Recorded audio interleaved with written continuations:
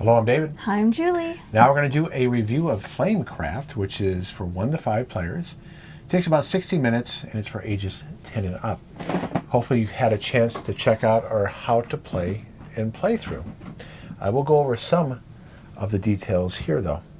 So this is a race game in a sense that you're trying to score the most points before either the enchantment deck runs out or the Artisan dragon deck runs out. When the last card is drawn from either deck, each player, including the person that drew the card, gets one more turn. Now how are you getting points? Well, you have your dragons here, and you're going to different shops. And you're getting goods at these shops like iron, potions, leaves, bread, diamonds, and meat, and gold, which can be wild for any good. You're collecting goods, then you're going to, and that's the gathering action that you'll do in shops. Or you can enchant in the shop. So for instance, if I want to enchant, complete this Dwarven Stout card, I have to go here to the portable potions. And because it matches, you have to match when you do an enchantment, and I would have to turn in 1 meat, 2 bread, 3 iron, and I would get 6 reputation. So this is the reputation track. So if I did that, I would turn in those goods. This card would slip underneath here, and you could have up to 3 underneath a shop, and I'd go up 6 and we replace the card. Now let's talk about some of the actions you can do. When you gather, you get as many goods as there are in the shop here. So it'd be 2 potions plus whatever the dragons have. Eventually you can collect more dragons here from the park. And so if there was, but they have, in order to place them here, you have to match. So I can put another potion or a diamond dragon here or a diamond dragon. If I put a diamond dragon here, for instance, I'll get a gold by covering that up. So I get a gold. So the first thing you do is if I show you in the turn sequence here, the gathering, almost sound like Highlander there, the gathering. Okay, you gain goods. That's anything that's listed on the shop, and there'll be some special shops I show you that where it's not always goods, it could be other things. And then you may place a Artisan dragon to gain the reward, which I was doing there with the diamond dragon. And then I may fire 1 dragon there. That means to get to use the ability of 1 dragon that's already there. And then I may use a shop ability if there is any. Notice it says may. You don't have to do all these things. So I would get that gold. And now I can fire up this one or this one. Now what does firing them up mean? Well, if I were to do this dragon, I may swap a Artisan dragon in town and fire it up. So let's say I don't want to use this potion dragon. I could swap it with this one and fire up this bread dragon instead. And the bread dragon allows me to draw another Artisan dragon from the park. And the reason, again, you want these things is so that you can place them to get the bonuses. Or I can use this diamond, fire up this diamond dragon to gain 3 different goods. If I haven't gone over the goods here, you'll see that this is the Kickstarter edition. You have potions on the left, leaves, bread, meat, iron, and diamonds. What do the other dragons can do? Well, the meat dragon, you can place a Artisan dragon in your hand somewhere in town and collect the ability. I already went over the diamond one. The leaf dragon, this is where you have some positive interaction here. You can gift a good, not a gold. Gold isn't goods. Gift a good to another player to gain 2 reputation. Remember, the player with the most reputation wins. Here you can gain 2 of 1 good from the shop. So if this dragon is in the potion shop, I can get 2 potions, or I can get 2 iron from this dragon, or the goods of one other dragon that's there. And then here's the potion one, which we went over already, and then here is the bread one. So there's 6 different types. So you're going to run around gathering. The other action you do is enchantment, and that's how you get these cards, which I already explained. But one thing I didn't mention is if I do enchant and I go here, I'll just show you the sequence. So it's really simple actions. You either gather or enchant. When you enchant, you choose an enchantment card, which you saw me choose that one earlier. You pay the goods, gain the rewards listed on the enchantment card, and tuck it behind the shop, which the shop then will generate more goods. But then you may fire any number of dragons there. So if I had done that action there when I enchanted this, I can fire at both of these. I don't have to do them all, but I can do them both. You tuck that behind there. Now when a shop gets filled up, so this would need another diamond dragon here, and you get to draw a fancy dragon. I'll go over fancy dragons in a minute.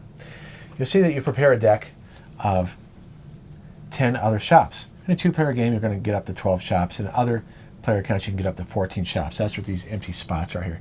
Normally, you have these faced the other way, but for the camera, we're doing it like that. You'll see that there's 6 regular shops. You add 1, and you add different player counts, depending on the player counts. But then you have some special shops, and you can use a special ability. So if you fill up a shop with 3 dragons, then you draw another shop that comes into play. This says here that you get a gold when you go there, and then you can place a dragon here, a meat dragon or a diamond dragon to get 3 reputation, 3 reputation, 3 reputation. Those represent the different kind of dragons. Then before your turn ends of gathering, you can decide if you want to use the ability, the shop ability. So you can flip a coin. Heads, you draw an artisan dragon from the park. Tails equals you draw a fancy dragon, and pay 1, and you can pay 1 gold to flip again. So if you don't like the result, you can pay gold to flip. Another special one here. Here's where you get a dragon from the park when you go there. It says here you gain 1 reputation for every dragon type in town that matches your shop reward. So if I take a diamond dragon from the park, I'll get a reputation for every other diamond dragon that's already in town. This means that you can put any dragon type that you want there when it's an asterisk, and you can get reputation. Look at the name of that. That's so cute. So cute. So cute. Oh yeah, I didn't see that. Yeah, it has some nice puns. So what are fancy dragons? This is the fancy dragon deck, and you're going to start out with 2 of these and keep 1 and put the one you don't use underneath the deck. And there's 2 different types, general types.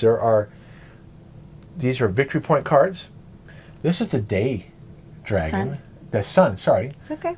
The sun dragons. And you have to use this during the game. This won't help you at the end of the game. So you gain 3 reputation for every shop you filled this turn. So if I ended up filling this shop on my turn right here, I can turn this in and say, show everybody, and get 3 reputation. So that's a sun dragon used during the game. Then there's also moon dragons. Moon dragons, you turn in, you try to meet the conditions at the end of the game. So you get 2 reputation if you have 3 meat, plus 3 if you have the most. So when you watch the playthrough, I had the most iron and bread. I had cards for those 2, and I was able to get 10 points at the end of the game. Yeah, he was.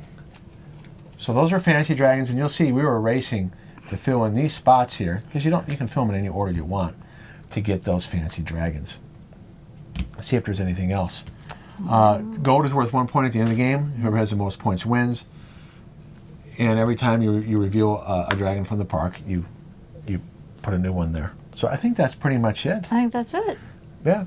All Good right. job. So now we're going to go over our positive, negative, neutrals. And I go first. Yes, Julie goes first. All right. So here we go. Okay. I think the art on here is so cute. That it's just, whoever was the artist was just, they did such a great job. The way they labeled the cards, the names of the little dragons. I mean, everything is so cute. It's a really great worker placement game. It's super fun. I think kids will really like this. And especially if they're a little bit younger and they play with their parent or, an adult, to like tag team, they will love this. The pieces are really good quality. I love the colors. I love the shapes of the little goods. I mean, they really look like a piece of bread. Now keep in mind, this is the Kickstarter one. Oh. Okay. But the Kickstarter pieces are really nice if you ever get your hands on that. I forgot about that. That's okay. There is some player interaction, which is nice. You can, try and get something before somebody else, but there isn't a lot of take that or anything, which is nice. I mean, if you're really watching, you can look, occasionally you'll look over what goods your opponent has, because this is not hidden information. And I say, oh, Julia has a lot of meat in leaves. So do I. I better go. I'm going to get this one before she gets it. So you can do that. But most of the interaction is positive, where you're encouraged to share goods. Yep. To give to other people. It's nice. And right. Yeah, so it's not bad, and I think the playtime is decent with 2 people. When we did our video, obviously it went longer because David was doing such a great job, teaching it to all of you, and then we played it. But if we were just to sit down and play it, we have this down pretty fast. It can go 30, 40 minutes. Yeah, once you get used to it, it's less than 30 minutes. It's great. What about you? What did you say? And we did play with 3 players with our son. And we did, and it still went pretty... It only took about 40 minutes. Yeah, it went by nice. Okay, so it's a cute, light, medium weight worker placement race game. Again, it's a race game because you'll see that when we do the how to play and playthrough, I could have had the game go longer. But I purposely, even though I had 5 of these dragons in my hand, by the way, there is a hand limit. You can only have 6 of these, and you can only have 7 of each good at the end of your turn. But I had 5 of these. I could have made the game go on and place them to get more stuff, but Julie had caught up to me on the point tracker, and I knew she had a lot of resources left. And I'm going, you know what? I'm going to purposely pick the last dragon that was here to end the game because I knew I had a lot more fancy dragons. And he did. And I did do that, and you have to watch how to play and play through if that was a good strategy. So I agree with Julie, quality components, cute and beautiful art. There is some player interaction. So it's a neutral because it's not so much that, there's not too much take that, but there's not so much player interaction where it's not necessarily a positive or a negative. It's a neutral only because some games have more interaction. So I'm okay with it. But it's not necessarily a selling point of it. It's like some people want more player interaction. It could be a negative for them. Okay. Sure. But because the take that isn't too bad, and then there is positive interaction, but when it does happen, but it doesn't always happen. And so that's what I said. That's a positive. Minimal take that and some positive interaction. So I kind of said the same thing in 2 different ways. So analysis paralysis with competitive players. So we saw this. This can happen when you play with 3 or more players. Now it can happen with us too. Okay, you can sit there and decide what you're going to do, especially when you know the game's ending and you're trying to do the best play before it ends with the resources you have. You can sit there and you're looking at like, okay, I need to get diamonds, but then I want to be able to place a dragon. So then next turn I can do this or that. So you can get a little bit of analysis paralysis, but with a competitive player, I don't think I would want to play this with very competitive players. You're going to sit there and overanalyze every turn. So would be a negative for me.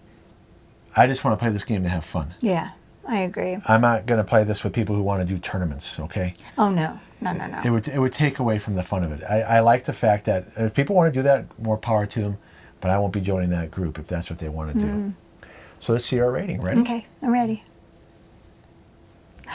I said 9 and you said 8. So tell us why you raised your rating, because we just played it twice again recently. I did. I just really, really do enjoy playing this. I just love everything about it. The art, the cute names, everything you get to do in this.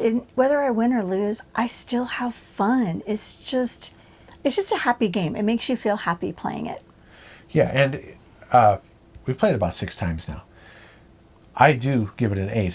Over time, we'll decide whether or not it goes to a 9 or 10. So Julie's already raised her rating because it's been over time. When we first did these slides, we were going to do this review about 6 weeks ago, and she had it as an 8. And then we played it again twice, and she raised her rating. For me, I'm not ready to raise it up yet, only because is it going to get too repetitive with the cards that we have?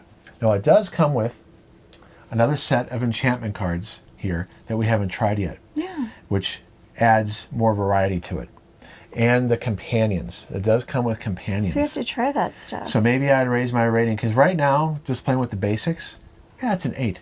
Maybe it would go up playing with these, add a little bit more variety, and who knows, maybe an expansion they come out with would add even more variety. When we haven't played with all the shops yet. So I'm just saying I just need a little bit more time before I might raise my rating. But I love it as is. But I can see it going up at some point.